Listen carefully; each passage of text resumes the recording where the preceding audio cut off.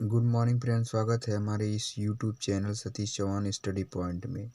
तो चलिए आज शुरू करते हैं हिंदी कक्षा 12 पद्य साहित्य पाठ 1 पवन दूतिका के भाग 3 का। तो देखते हैं इस पद्यांश के लिए संदर्भ तो पहले पाठ के रहेगा, प्रसंग देखते हैं। इस पद्यांश में मथुरा की विशेषताओं का वर्णन किया गया। तो देखिए, जाते जाते पहुँच मथुरा धाम में उत्सुका हो, न्यारी शोभावर नगर की देखना मुग्ध होना, तू होवेगी चकित लग के मेरू से मंदिरों को, आभा वाले कलश जिनके दूसरे अर्क से हैं।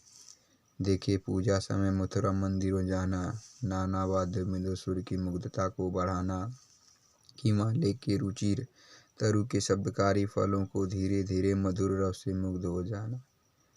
देखिए, राधिका जी पवन दूतिका से कह रहे हैं कि हे पवन दूतिका, जब तुम मथुरा नगरी जाओगी, जाते जाते पहुँच मथुरा धाम में उत्सुका हो।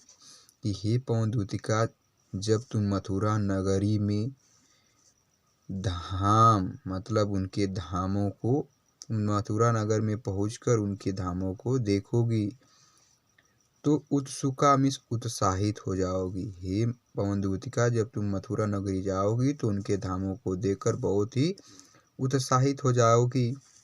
न्यारी शोभा मीन्स बहुत ही सुंदर सुशोभित, वर मीन्स श्रेष्ठ, नगर मीन्स नगर की देखना मीन्स देखकर, मुग्ध होना मीन्स मंत्र मुग्ध हो जाना। तुम उसकी अत्यंत उस नगर की श्रेष्ठ सुंदरता को देखकर मन मुग्ध हो जाओगी। तुम होवेगी मतलब तुम हो जाओगी, चकित मीन्स आश्चर्यचकित, लख मीन्स देखकर, मेरु मतलब स्वर्ण से युक्त सुमेरु के पर्वत से जैसे मंदिरों को। देखिए, तुम स्वर्ण से युक्त सुमेरु के मंदिरों जैसे, स्वर्ण से युक्त सुमेरु पर्वत के समान मंदिरों को देखकर आश्चर्यचकित हो जाओगी। आभा वाले मिस कांतिदार चमकदार दिखाई देने वाले, कलश मिस कलश जिनके दूसरे अर्क से, अर्क माने होता है सूर्य। देखिए, उन मंदिरों पर लगे हुए कलश ऐसे चमकदार दिखाई देते हैं मानो दूसरा सूर्य, अर्क माने सूर्य, उदित हो गया है। देखिए,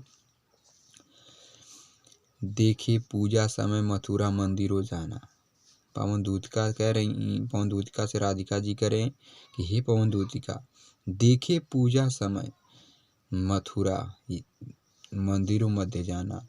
पूजा के समय तुम मथुरा के मंदिरों के बीच जाना। नाना वाद्यों, नाना मिस विभिन्न प्रकार के वाद्यों में यंत्रों, मधुर मिस मीठी स्वर मिस आवाज की मुग्धता की, मन को मोहने वाली आवाज को बढ़ाना मिस बढ़ाना।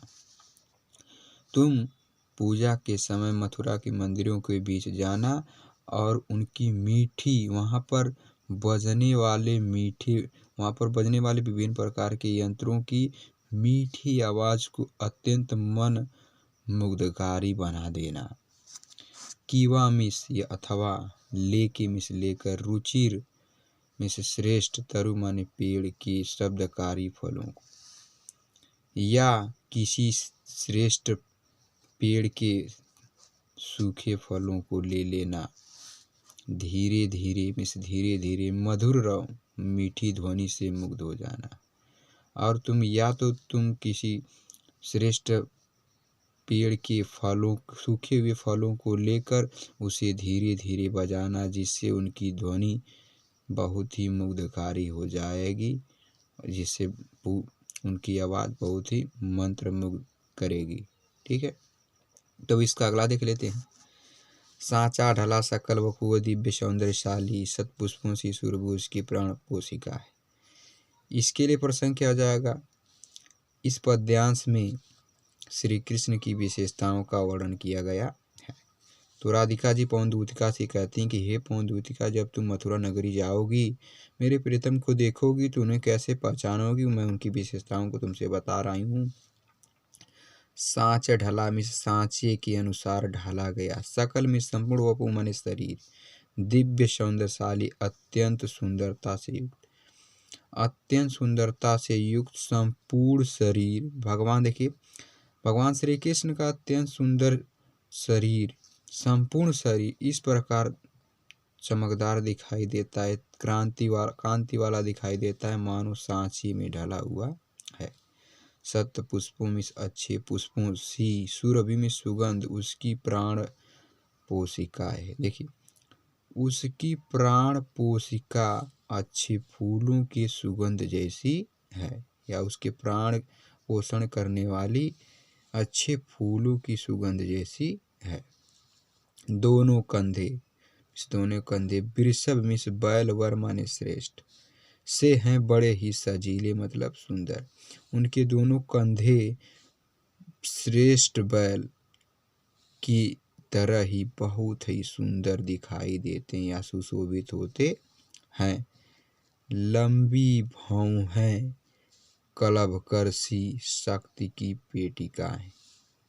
देखिए, लंबी भौहें, यहाँ भौहें नहीं, यहाँ भुजा होना चाहिए था, मिस्टेक हो गया। ठीक है, तो कोई बात नहीं, आप देंगे। लंबी भुजा, कलभ कर मतलब हाथी के सूंड के समान, कलभ माने होता है हाथी के सूंड। लंबी भुजा में उनकी लंबी भुजाएं हाथी के सूंड के समान हैं। सी शक्ति की पेटिका, शक्ति की पेटिका मतलब शक्ति का भंडार। इनकी दोनों भुजाएं हाथी के सूंड के समान अपार शक्तिशाली हैं या शक्ति का भंडार के समान हैं।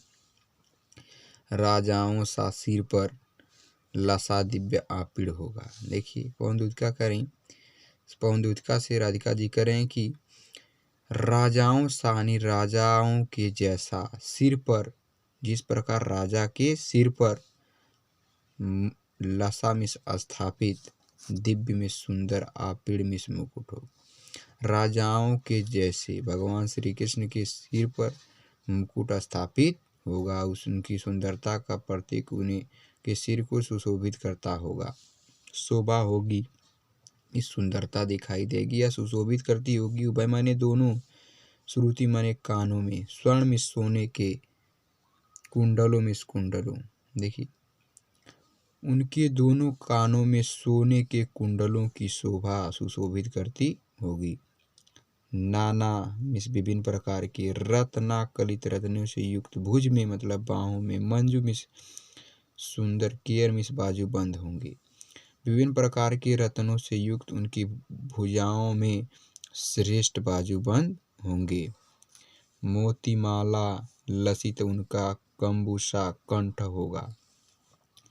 मोतीमाला, मोतियों की माला, लसित माने युक्त या स्थापित, उनका कंबु मिस, उनका कंबु माने होता है शंख, सा कंठ माने गला होगा। देखिए, यानी कि मोतियों की माला से युक्त उनका गला शंख के समान सुशोभित करता हुआ दिखाई देगा। ठीक है, तो यदि यह वीडियो आपको अच्छी लगे तो प्लीज़ लाइक करें और इसको ज़्यादा से ज़्यादा शेयर करें, ताकि कक्षा 10 के और कक्षा 12 के जितने भी बच्चे हैं उनको ये वीडियो पहुंच सके और वो अपने एग्ज़ाम के लिए कुछ अच्छा कर सके। तो आप ज़्यादा से ज़्यादा शेयर करिए। ठीक है, यदि और आप चैनल पर पहली बार हैं तो इसे प्लीज़ सब्सक्राइब करें, ताकि हमारी सारी वीडियो आप तक जल्द से जल्द पहुँचे और आप उसको अच्छे से तैयार कर पाएँ। तो धन्यवाद।